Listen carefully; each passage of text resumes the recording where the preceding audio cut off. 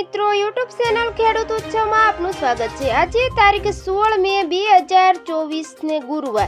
જોઈએ આજના હવામાન સમાચાર। તે પહેલા ચેનલમાં નવા હો તો ચેનલને સબસ્ક્રાઇબ કરી લેજો।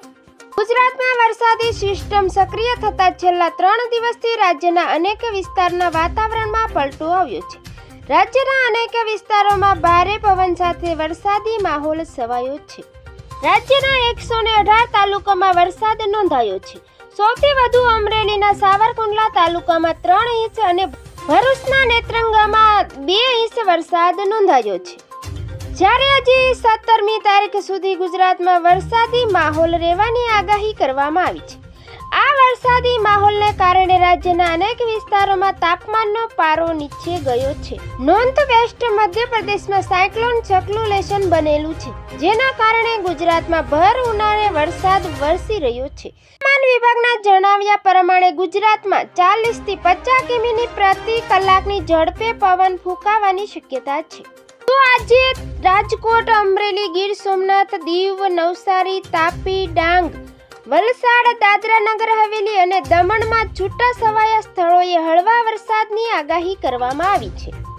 17 તારીખની અપડેટ જોઈએ તો 17 તારીખે નવસારી, ડાંગ, વલસાડ, દાદરા નગર હવેલીમાં છૂટા છવાયા સ્થળોએ હળવા વરસાદની આગાહી કરવામાં આવી છે।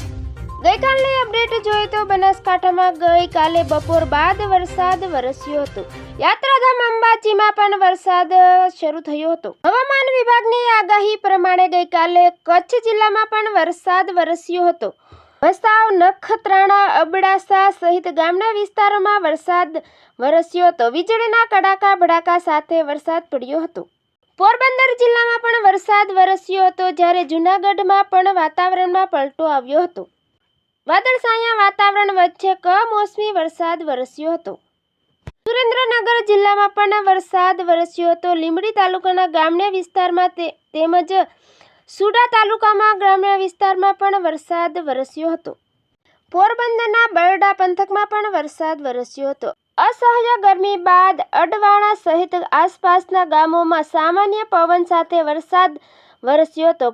તો મિત્રો, ફરી મળીશું નવી અપડેટમાં। જોતા રહેજો ખેડૂત ઉત્સવ ચેનલ।